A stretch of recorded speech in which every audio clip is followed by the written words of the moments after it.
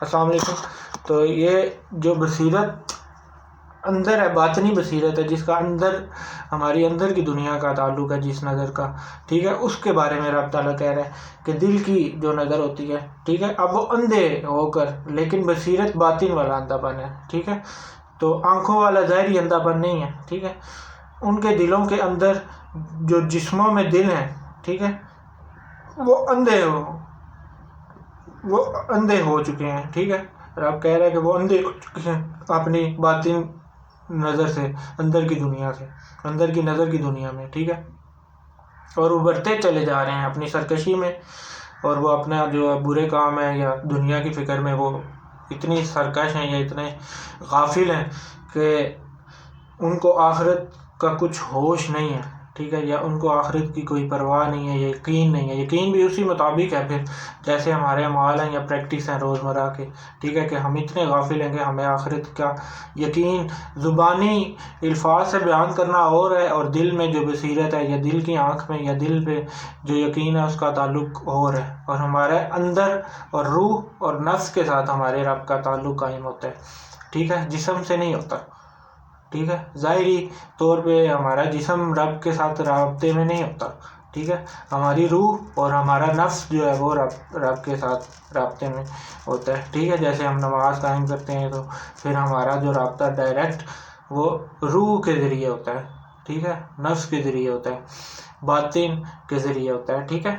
باہر کی دنیا سے اس کا تعلق نہیں ہے، ظاہری دنیا سے یا ظاہری جسم کا جو ہے وہ ہمارا تعلق رب سے اس دنیا میں قائم نہیں ہو سکتا، ٹھیک ہے. وہ نماز کے ذریعے ہوتا ہے جو روح اور نفس کے لیے ہے، ٹھیک ہے.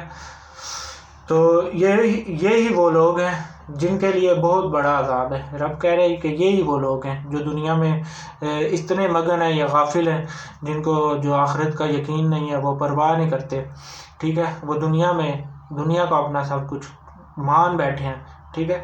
تو رب تعالیٰ کہہ رہا ہے کہ ان کے لیے جو آخرت میں جن کے لیے بہت برا عذاب ہے، ٹھیک ہے. اور یہ وہ لوگ ہیں جو آخرت میں سب سے زیادہ خسارے والے ہوں گے، ٹھیک ہے. تو رب یہاں پہ یہ بھی کہہ رہا ہے کہ یہی وہ لوگ ہیں جو آخرت میں جو سب سے زیادہ خسارے میں ہوں گے، سب سے زیادہ جو ہے دھوکے میں جنہوں نے زندگی گزاری ہے، یہ وہ لوگ ہیں کہ سب سے نچلے درجے میں، ٹھیک ہے. اے نبی محمد صلی اللہ علیہ وسلم، آپ کو یہ قرآن مل رہا ہے، پہنچ رہا ہے، جو علیم اپنے رب کی طرف سے، ٹھیک ہے، جو علیم اور حکیم ہے. جیسا کہ میں نے آپ سے پہلے کہا کہ یہ رب تعالیٰ اپنے نبی صلی اللہ علیہ وسلم سے مخاطب ہے. حضرت موسیٰ علیہ السلام کے بارے میں ذکر آپ کہہ رہے ہیں، فرما رہے ہیں، اور اپنے نبی صلی اللہ علیہ وسلم محبوب کو یہ بات بتا رہا ہے کہ ان لوگوں کی نشانیاں کیا ہیں جو نیک ہیں اور جو بد ہیں، یہ سمجھا رہا ہے. اور امت کی بھی تربیت ہو رہی ہے کہ ان میں سے ہم بھی پہچان لیں جو اپنے آپ کو بھی اور لوگوں کو بھی، ٹھیک ہے. حق اور باطن کا فرق رب ہمیں یہاں پہ سمجھا رہا ہے، ٹھیک ہے. اپنے نبی سے مخاطب ہے اور نبی کے ذریعے اپنی امت سے بھی، اپنے لوگوں سے بھی مخاطب ہے، ٹھیک ہے. تو یاد کرو کہ جب موسیٰ نے کہا تھا اپنے گھر والوں کے کہ میں نے آگ دیکھی ہے، ٹھیک ہے. تو رب تعالیٰ کہہ رہا ہے کہ یاد کرو وہ ٹائم یا وہ وقت جب موسیٰ نے کہا تھا، ٹھیک ہے، جب موسیٰ نے کہا کہ اپنے گھر والوں کو کہ میں نے آگ دیکھی ہے، ٹھیک ہے.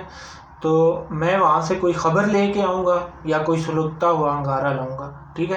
مطلب وہاں میں جاتا ہوں، وہاں سے کچھ خبر لے آؤں گا، یا وہاں سے آپ کے لیے جو ہے وہ ایک سلگتا ہوا انگارہ لاؤں گا، جس سے جو آپ اس سردی کے اس موسم میں جو ہے وہ آگ تاپ سکو، یا آگ کو جو ہے اس سے آپ فائدہ اٹھا سکو، ٹھیک ہے. اور جب وہ وہاں پہنچے تو انہیں پکارا گیا، ٹھیک ہے، ندا آئی، مطلب وہاں پہ جیسے رب کہہ رہا ہے کہ وہ ندا آئی، ٹھیک ہے. تو انہیں پکارا گیا کہ وہ بابرکت ہے جو آگ میں ہے، ٹھیک ہے. مطلب وہ برکت ہے جو اس آگ میں ہے، جو نظر آ رہا ہے، ٹھیک ہے، جو آگ میں ہے، اسے برکت دی گئی ہے. رب کہہ رہا ہے کہ اسے رب کو برکت دی گئی ہے، اس کے ماحول کو بھی اور اس کے ماحول کو بھی جو اس کے ارد گرد ہے اس کو بھی برکت دے دی ہے رب نے، ٹھیک ہے. اس آگ کے ارد گرد بھی جو چیز ہے یا جو ماحول ہے اس کو بھی رب تعالیٰ نے برکت دے دی ہے، ٹھیک ہے. اور وہ اللہ جو تمام جہانوں کا پروردگار اور پاک ہے، ٹھیک ہے. اور رب تعالیٰ پھر حضرت موسیٰ کو یہ کہہ رہا ہے کہ وہ اللہ ہے موسیٰ ٹھیک ہے، جو تمام جہانوں کا جو ہے پروردگار ہے اور پاک ہے، ٹھیک ہے۔ اے موسیٰ میں تو اللہ ہوں، یہ رب تعالیٰ اپنے موسیٰ علیہ السلام نبی سے کہہ رہے ہیں کہ اے موسیٰ میں تو اللہ ہوں، یعنی یہ در حقیقت تم سے جو خطاب ہو رہا ہے یا جو تم سے بات ہو رہی ہے وہ میں اللہ ہوں، ٹھیک ہے، یعنی اللہ کہہ رہا ہے کہ میں اللہ ہوں، ٹھیک ہے، جو تم سے خطاب ہو رہا ہے یا باتیں کر رہے ہیں رب اپنے نبی سے، ٹھیک ہے، تو اللہ کی طرف سے ہے، یہ میری طرف سے ہی ہے، رب کہہ رہے ہیں کہ یہ میری طرف سے، اللہ کی طرف سے ہے، ٹھیک ہے، اور میں اللہ ہوں زبردست جو ہے اور کمال حکمت والا، ٹھیک ہے، اور میں اللہ ہی ہوں، رب تعالیٰ کہہ رہے ہیں کہ جو تم سے بات چیت کر رہا ہے اور میں زبردست کمال حکمت والا ہوں، ٹھیک ہے۔ یہ ہے اس فرسٹ رکوع کی تفسیر اور ترجمہ جو نہایت اہم اور بہت ہی غور و فکر کی جو ہے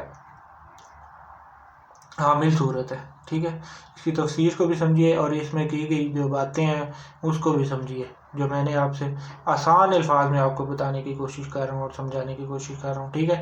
اس کو نیکسٹ میں آگے بھی لے کے چلوں گا اور انشاءاللہ آپ کو پوری صورت کا میں آپ کو اس کا ترجمہ اور تفسیر آسان الفاظ میں سمجھانے کی کوشش کروں گا۔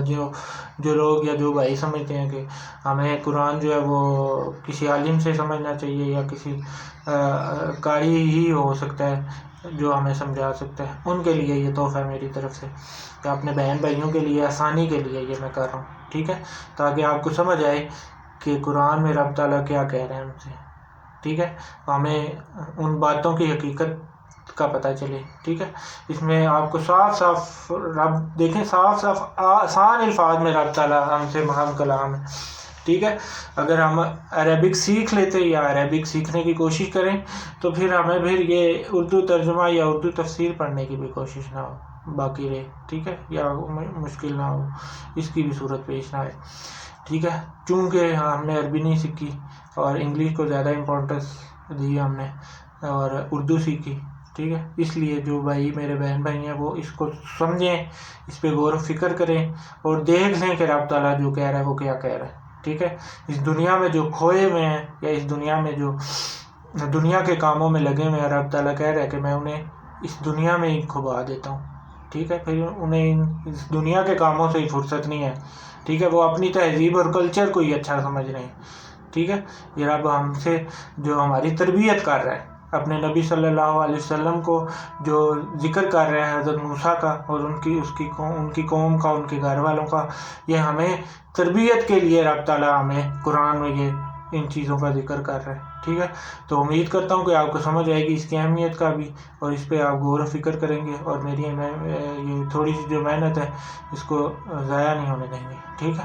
اللہ تعالیٰ سے دعا کریے کہ اللہ تعالیٰ ہمیں حق سمجھنے اور اس پہ عمل کرنے کی توفیق دے، آمین ثم آمین۔ آگے نیکسٹ انشاءاللہ کل پھر اگلی ویڈیو میں آگے اگلے رکوع سے جو آپ کو پھر تفسیر اس کی اور ترجمے کے ساتھ سمجھانے کی کوشش کروں گا کہ نیکسٹ اللہ تعالیٰ ہم سے کیا کہہ رہے ہیں، ٹھیک ہے۔ اب دعاؤں میں یاد رکھیے اور اللہ تعالیٰ اس ملک، قوم اور امت پر اپنا خاص کرم کرے، آمین ثم آمین۔ السلام علیکم۔